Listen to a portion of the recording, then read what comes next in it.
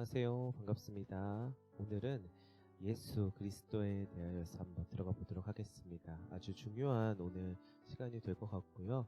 하나님의 마음, 하나님의 계시라고도 말할 수 있는 기독교에서 어찌 보면 가장 중요한 주제이자 가장 중요하게 다뤄야 할 사항이라고 생각되고요. 그런 인물이라고 생각됩니다.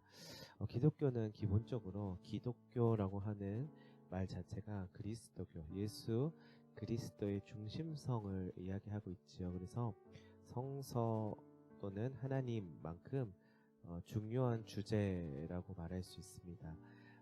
기독교에서 빼놓을 수 없는 요소로서 성서를 절대 빼놓을 수 없을 텐데요. 성서 안에 있는 하나님 결코 빼놓을 수 없는 것이고요. 그 다음 우리 예수 그리스도 이 주제는 가장 중요한 주제라고 이야기해야 할 것입니다.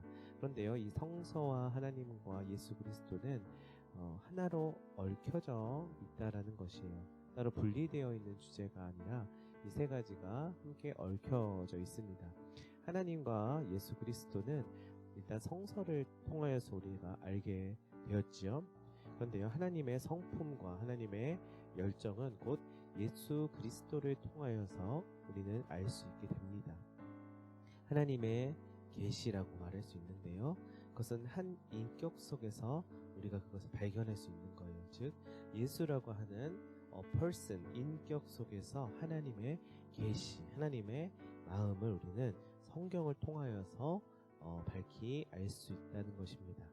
유대교나 이슬람에서 말하는 모세 또는 무함마드가 계시를 받는 사람이기는 하지만요, 하나님이 그들의 인격 속에 계시된 것은 아닙니다.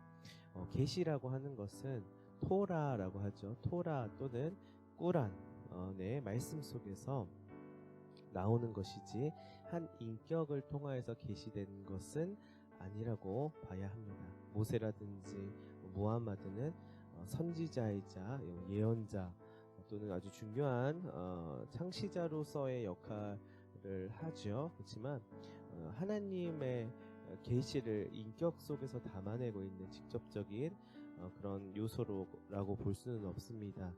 예를 들어서 또 불교도요, 인격체로서의 붓다를 말하고 있는 것은 아니에요. 인격체로서의 신의 계시를 뜻한다는 것은 아니지요. 붓다의 가르침들이 깨달음과 연민의 길을 드러내는 것입니다. 그러나 기독교에서는요, 하나님의 1차적인 계시를 한 인격 속에서 드러내주고 있습니다. 그것이 바로 예수 그리스도인데요. 요한복음에서 이런 말이 있죠. 말씀이 육신이 되어 우리 가운데 사셨다. 네, 말씀이 육신이 되었다라고 하는 말이 우리 한자말로 성육신이라고 말하고요, 인카네이션이라고 우리 흔히 불리우는 것인데요, 기독교의 특수성이라고 말할 수 있겠죠. 예수 그리스도는 하나님에 대하여서 볼 수 있는 것이 한 인간의 삶 속에서 구체화된 분이시라고 말할 수 있습니다. 예수 그리스도는요, 하나님의 성품, 열정의 계시, 그것이 바로 성육신이라는 것이에요. 예수 그리스도는 우리에게 하나님의 마음을 특별하게 보여줍니다. 하나님의 마음, 그것의 인격을 통하여서 드러내주고 있는 아주 특별한 계시라는 것이에요.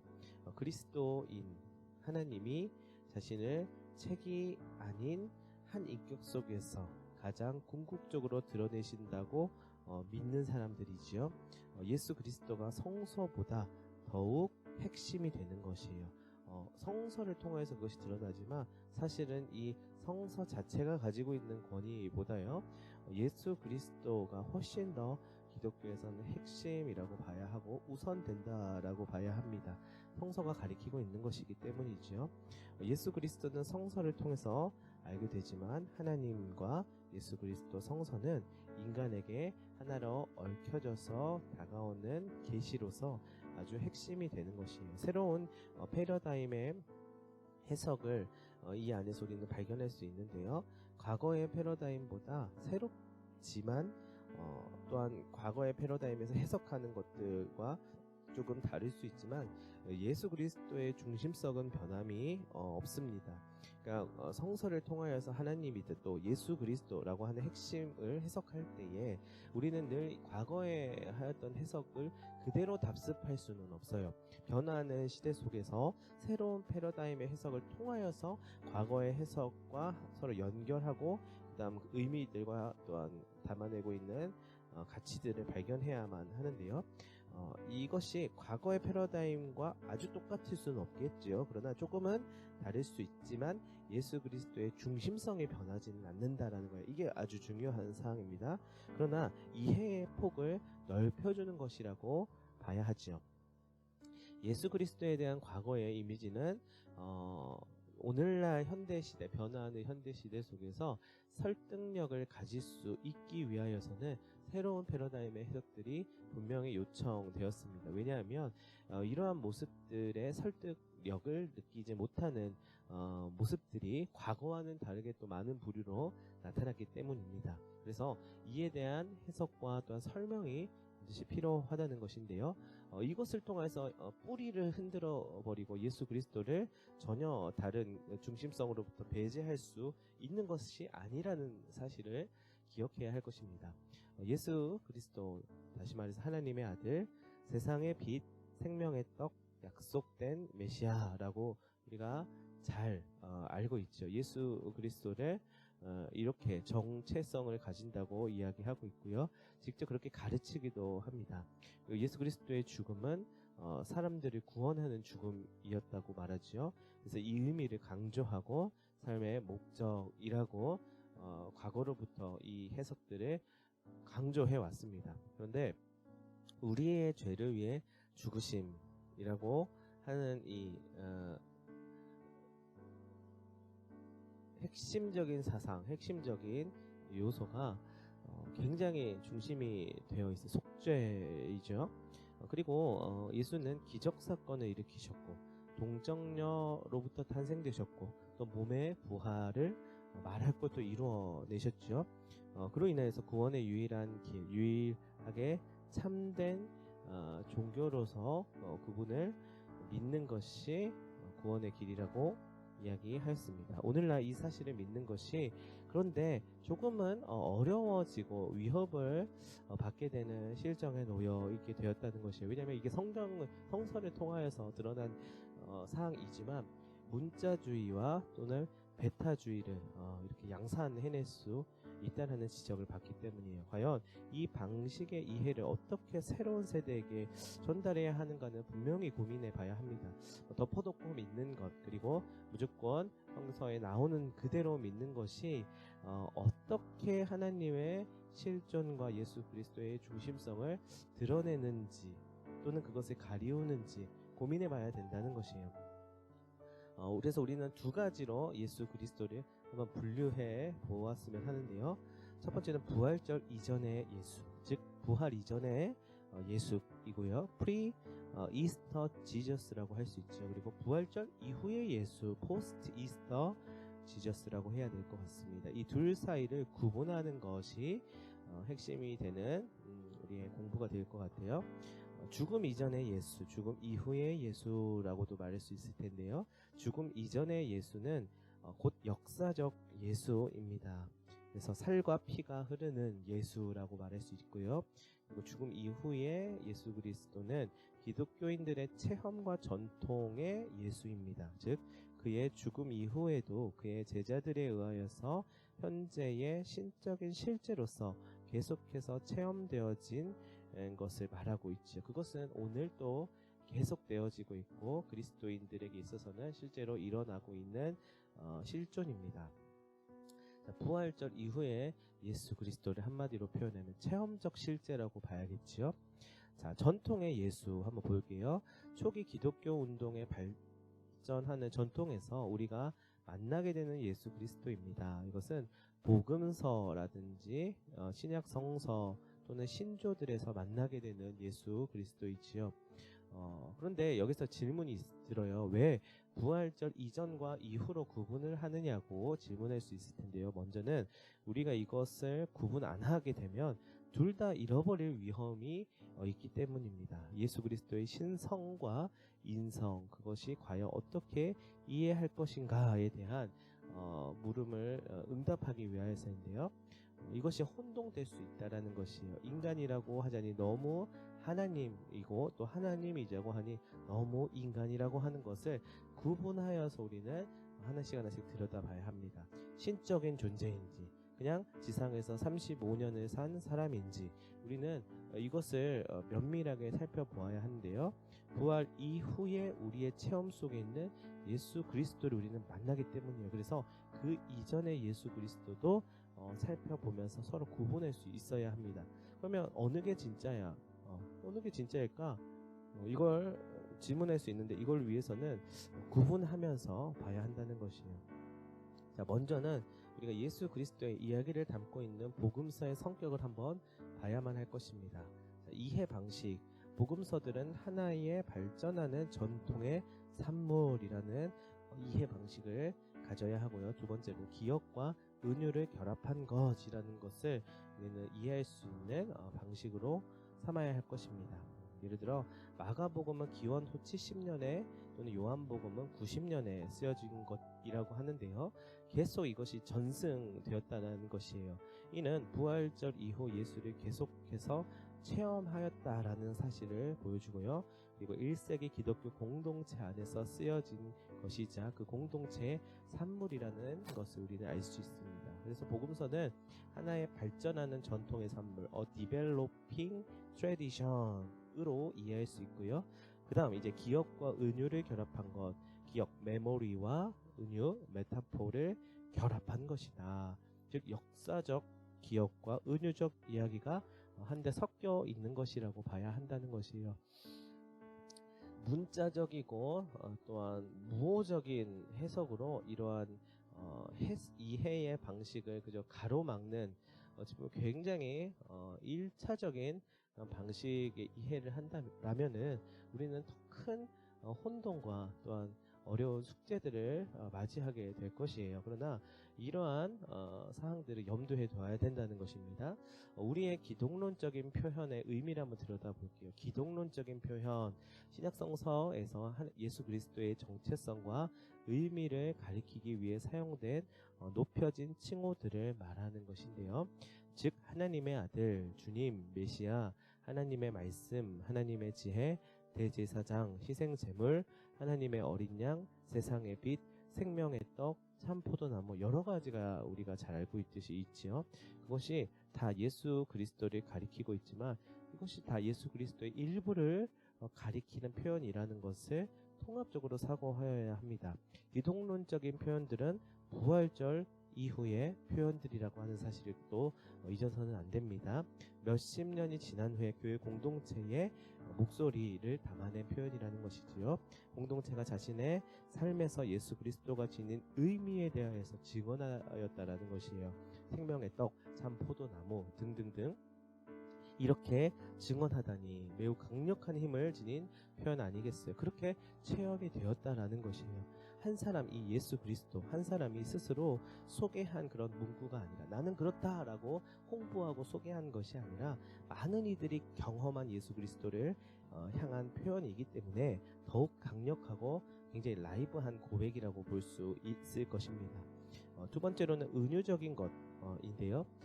우리 에고 에이미라고 해서 우리 하나님의 아들이라는 나는 무엇이다 이렇게 이야기하는 것들 여러 가지 소개해 지는 그런 표현들이 있을 텐데요. 하나님의 아들이라는 것은 문자적으로 해석하고자 하는 주류의 해석들이 있지요. 그리고 그러나 이것도 하나의 은유로서의 표현으로 받아들이는 입장이 있는데요. 예수 그리스도와 하나님의 관계가 마치 아이와 부모의 관계와 같이 친밀하다라고 하는 고백이야 라는 해석을 하는 것이에요. 그래 생각해 보십시오. 하나님의 아들이라고 하는 것이 정말 XY 염색체, XX 염색체는 여성이잖아요. 근데 XY 염색체를 가진 DNA를 이어받은 하나님의 아들 염색체인 존재인가? 라고 물었을 때는 그렇게 이해할 수는 없을 것 같아요.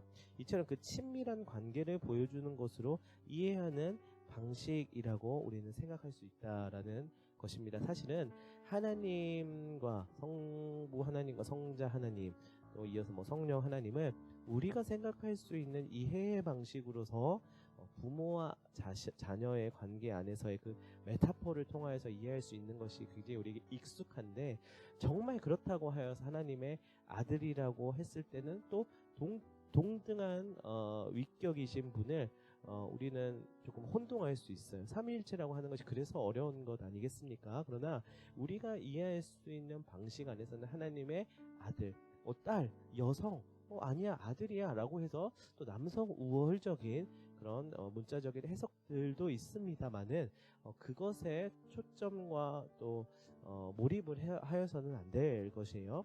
여기서 중요한 것은 그 안에 담겨져 있는 우리에게 이해가 되는 방식이 어떠한 것을 가리키느냐이겠지요.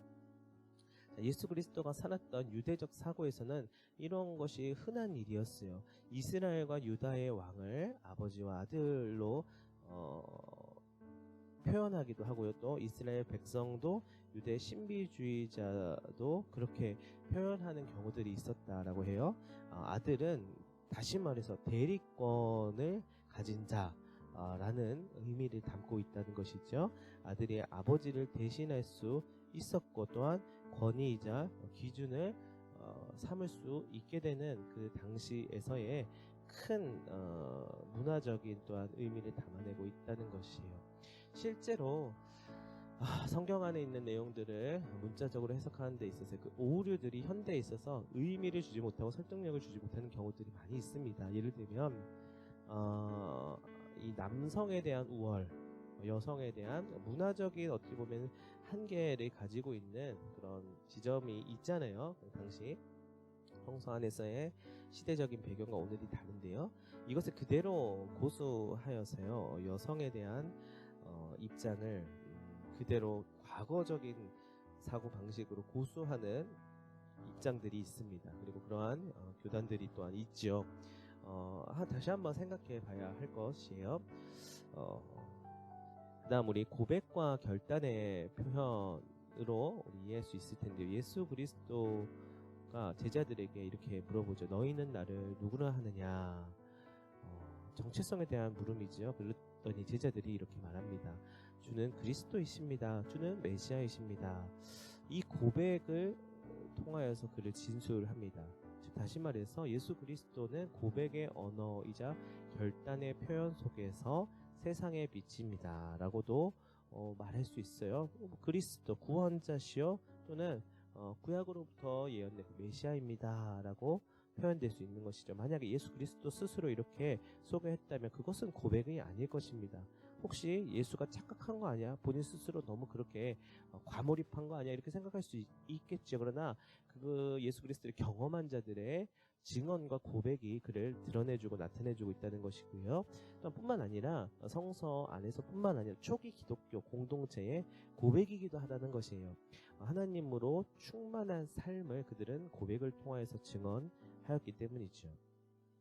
부활절 이전의 예수 그리스도에 대한 간단한 설명을 하자면 예수 그리스도는 하나님으로 충만한 삶이 무엇과 같은 것인지를 결정적으로 보여주신 분이다. 우리 부활절 이전에 예수 그리스도를 그렇게 정의할 수 있을 것 같아요. 그래서 역사적 예수 연구가 그리스도인이 되는데 꼭 필요한 사항이라고 우리는 그것을 빼놓으면 안 되는 필수적인 사항이라고 꼭 여길 필요는 없습니다. 왜냐하면 복음과 우리는 예수를 받아들일 때 복음을 통하여서 또 신약의 예수를 통하여서 이것이 한데 어우러져서 받아들이게 되는데 그걸로 충분하게 우리는 예수 그리스도에 대한 신앙과 또한 그 깊이를 알아갈 수 있어요. 꼭 역사적 예수에 대한 지식적인 만족, 지식적인 그런 알미, 그런 이해가 수반되어야만 한다라고 하는 당위성은 없는 것이에요. 예수에 대한 역사적 예수 연구에 대해 전혀 알지 못한 채로도 그리스도를 닮으려는 방식으로 자신들의 삶을 살아온 지금까지 그리스도인들의 역사들이 있기 때문이에요. 자, 부활절 이전에 예수 그리스도에 대한 또 설명 중에서는 여러 가지가 있을 텐데요. 간단하게 한 3가지, 아니 조금 더 한 5가지 정도로 요약해 볼 수 있을 것 같습니다. 첫 번째로는 예수는 유대교 신비주의자다 라는 해석이 있어요. 그래서 하나님 한 분 성스러운 존재에 대해 생생한 체험을 갖고 있는 사람이었지요. 그리고 그것을 자주 경험하는 사람이었습니다 라고 표현할 수 있고요. 예를 들면 아브라함과 야곱과 모세와 엘리야와 엘리사, 고대의 예언자들이 다 하나님은 이런 분이시다라는 체험적인 실제로서 고백하였기 때문인데요. 예수도 마찬가지였다는 것이에요. 그리고 예수는 특별히 치유자로서 많이 소개가 되죠. 과학적으로도 설명할 수 없는 치유를 행하셨습니다. 유대교 전통에서 예수보다 더 많은 치유 이야기가 전해진 사람은 없다라고 해요. 근데 특별한 경우입니다. 3번째로는 예수는 지혜의 선생님, 스승이었습니다. 예수가 말한 특별히 좁은 길은 인습과 전통의 넓은 길을 넘어가게 하였다는 것이에요. 그분만이 그분의 지혜로 가르치신 또한 보여주신 선생님으로서 제시하신 이야기들이 있었다는 것인데요. 특별히 이 좁은 길이라고 하는 것은 사람들이 보통은 가지 않는 길이지요. 예수는 근데 그것을 말했어요. 예수의 대안적인 시대가 말해주지 못하고 또한 세상이 인습과 전통을 통하여서 드러내지 못하는 대안적인 그분만의 지혜라고 말할 수 있는데요. 그것이 결국은 죽음과 또한 부활의 길로 이어지게 됩니다. 이것은 새로운 정체성과 새로운 존재 방식이라고 말할 수 있어요. 철저하게 하나님을 중심에 모시는 삶을 보여주신 것이죠. 그것이 우리에게 오늘날에도 울림을 주는 것이에요. 예수가 자신의 체험을 통하여서 알게 된 하나님의 영을 중심으로 하는 삶을 사셨다라는 것이에요. 4번째로는 예수는 사회적 예언자셨습니다. 구약 성경에 보면은 이사야나 예레미야나 아모스나 미가 같은 사람들이 있잖아요. 히브리 성서의 위대한 사회적인 예언자였지요. 당시 지배 체제의 경제적, 정치적 불의에 맞섰던 종교적이며 사회적인 저항의 목소리들이 있었는데 예수 또한 그러한 역할을 감당하셨다는 것이에요. 예수는 즉 하나님 나라의 예언자라고 말할 수 있을 것입니다. 즉 예수는 당시에 소수의 부자들을 더욱 부자되게 만들고 또 수많은 사람들을 가난하게 만들었던 지배체제에 대하여서 급진적인 비판자였다고 볼 수 있습니다. 5번째는요. 그런 의미에서 예수는 운동의 창시자였다. 공적인 활동은 매우 짧았지만은요. 한 3년으로 우리는 보고 있잖아요. 그의 생애 동안에 근데 그를 중심으로 운동이 생겨나게 되었다라는 것을 부인할 수 없죠. 이 운동은 당시에 날카롭게 구분되었었던 사회적 경계선을 무너뜨리는 힘을 가지고 있었어요. 예를 들면 공동 식사입니다. 밥 먹는 문제이죠. 그게 당시에 굉장히 중요한 이슈였었습니다. 흔히 예수를 비난했던 자들의 표적이 된 것도 이런 이유 때문이었습니다. 예수는 변두리로 밀려난 사람들과 불황자들과 더불어서 밥을 먹었다, 식사를 했다라는 것인데요. 이것 자체가 굉장한 운동이었다는 것이에요. 하나님 나라의 이름으로 행해진 종교적 행위였잖아요. 동시에 정치적 행위로 비추어진 것이지요. 즉 음식 그리고 포괄성이 지배체제에 날카롭게 분리되고 각자 생존하는 세계가 아닌 그 포괄성이 하나님 나라임을 확실하게 보여준 것입니다. 예수의 그 다음 이제 죽음에 대하여서 우리는 들어가 보도록 하겠습니다. 역사와 신학에서의 십자가를 들여다봐야 될 텐데요. 예수 그리스도는 한마디로 말해서 처형당하셨죠. 살해당하셨습니다. 기독교의 창시자가 당국에 의해 처형당한 유일한 종교 전통의 이야기를 그리스도인들은 받아들이고 있는 것이에요. 자, 왜 예수 그리스도가 처형당했을까요? 역사적인 대답은 이렇습니다. 그가 사회적 예언자였기 때문에, 운동의 창시자였기 때문입니다. 라고 대답할 수 있습니다. 하나님의 정의에 대한 열정적인 주창자였고 지배체제에 대한 급진적인 비판자였기 때문에 그는 처형당했습니다 라고 말할 수 있는데요. 그가 만일 단순히 신비주의자이거나 또는 치유자 그리고 지혜의 스승이기만 했다면 처형은 당하지 않았어야 했을 것이에요. 그런데 그가 소위 말해 정치적으로 해석되는 인물이었기 때문에 처형당하게 된 것인데요. 그것은 바로 하나님의 정의에 대한 열정을 가진 자였기 때문입니다.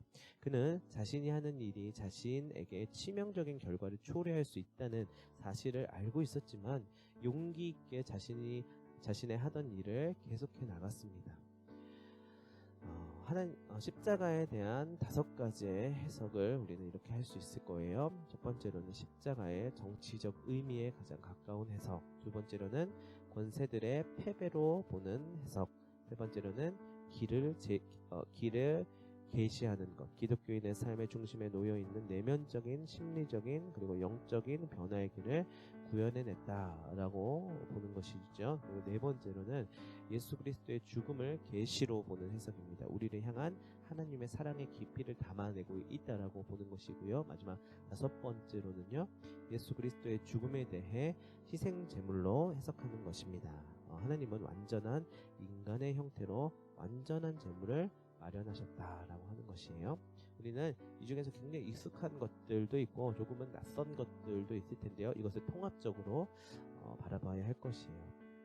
그렇다면 십자가에 대한 신앙, 역사적인 해석으로는요, 단순히 우리의 죄를 위해서 죽었다라고 볼 수는 없는 일이다라고 역사적인 해석에서는 말합니다. 지배체제의 악을 폭로하고 권세들의 패배를 선포하고 변화된 삶의 길에 대하여서 계시하셨다. 우리를 향한 하나님의 사랑의 깊이를 보여준 계시다. 철저한 은총을 보여주었다. 이렇게 말할 수 있는 것이에요. 이런 모든 것으로서의 십자가를 믿는 것이 바로 십자가에 대한 신앙인 것이다 라고 통칭할 수 있을 것입니다. 여기에서 십자가에 대한 신앙 중에서 우리는 또 속죄에 대한 신앙을 사실 빼놓을 수는 없어요. 이것을 버려야 된다는 것이 아닙니다. 이것과 또한 방금 말하였었던 그런 해석들을 통합적으로 살펴봐야 한다는 것이에요. 예수의 은유와 성례전으로서의 예수, 이것도 마찬가지입니다. 이렇게 우리는 폭넓은 시야를 통하여서 해석할 수 있어야 되는데요. 예수는 하나님의 한 은유이다. 예수 자체가 메타포이다 라는 것이에요. 기독교인들에게는 예수가 하나님의 유일한 은유라는 것이에요. 하나님이라고 하는 존재를 계시해주는 역할을 하였기 때문이에요.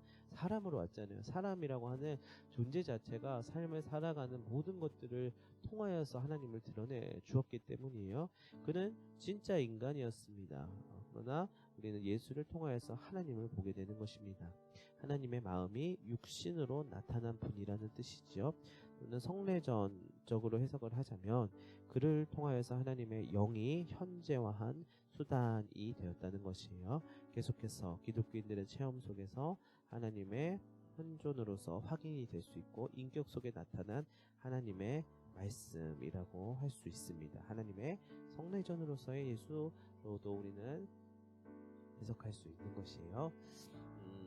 한 가지 예를 들자면 성 프란치스코를 잘 아시죠? 그의 이름을 기념한 성당이 아시시에 있다고 해요. 그런데 사실은 아마 이 성 프란치스코는 이 성당은 나에 관한 것이 아니다라고 오늘날 만약에 그가 그것을 보았다면 이렇게 이야기했을 거라는 말을 많이 합니다. 그러나 이 건물을 통하여서 그에게 갈 수 있는 매개적인 기능을 하는 건 사실이죠.